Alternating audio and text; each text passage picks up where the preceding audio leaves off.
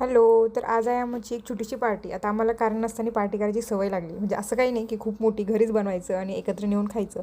जी खाण्याची एकत्र खाण्याची मजाच वेगळी असते. तर मी आज साबुदाणा त्याच्याचबरोबर जे आपले याला काय म्हणतात, ओव्याचे पकोडे जे असतात ते मला बनवायचे होते. तर माझ्याकडे छोटंसं असं ओव्याचं झाड आहे, ज्याचे मी पानं वगैरे तोडून घेऊन त्याच्यानंतर ते वॉश करून आणि त्याचे भजे बनवणार होते. याच्या आधी पण मी एकदा दोनदा बनवलेत, पण आमच्या घरात फ्राईड खूप कमी लोकं खातात, त्याच्यामुळे ते खूप कधीतरी होतं. त्यानंतर माझा पुदिना आहे जो खूप मस्त आला आहे, जो बघूनच मला खूप भारी वाटते. त्याच्या कांडीला हात जरी लावला तरी हाताचा स्मेल येतो, इतका छान. त्यानंतर जे होते मी सगळे पानं तोडले आणले आणि त्याला सगळे असे छान वॉश केले, कारण की ते बाहेर धूळ वगैरे असते आणि किडे बिडे तरी येऊनच बसतात. ते धुवून झाल्याच्यानंतर मी छान असे पकोडे बनवले. पीठ वगैरे मी आधीच भिजून ठेवलं होतं. हे बघा आपले पकोडे तयार झालेत आणि खूप छान लागतं ते. मेन म्हणजे मी अख्खे पानं टाकले होते, वेगवेगळे असे कट केले नव्हते. त्यानंतर मी आणि आणायला छान असं रेडी झालो. छत्री बित्री गॉगल बिगल सगळं घेऊन निघालो, कारण की असं भयंकर ऊन निघालं आहे, पडतं आहे आता, की 1 ते 2 दिवसात तुमचा पूर्ण कलर बदलतो.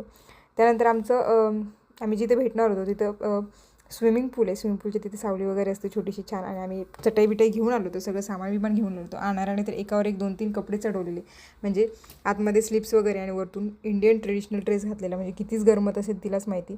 त्यानंतर आम्ही छान असे रील्स वगैरे बनवले, फोटोज वगैरे काढले, गॉगल बिगल घेऊन आलो. फोटोज वगैरे काढण्याच्या याच्यामध्ये आमचं जेवण थंड झालं, त्याच्याशी आम्हाला काही घेणं देणं नाही. पण प्रत्येक प्रोग्राम असला की आम्ही पहिले फोटोज काढणार, रील्स काढणार, नंतर जेवायचा प्रोग्राम करणार असतो. त्यानंतर जे ते मुलांना खूप भूक लागली होती, त्याच्यामुळे त्यांना चटईवर बसवलं आणि काहीतरी खायला मांडून दिलं त्यांच्यासमोर, जेणेकरून ते शांत बसतात.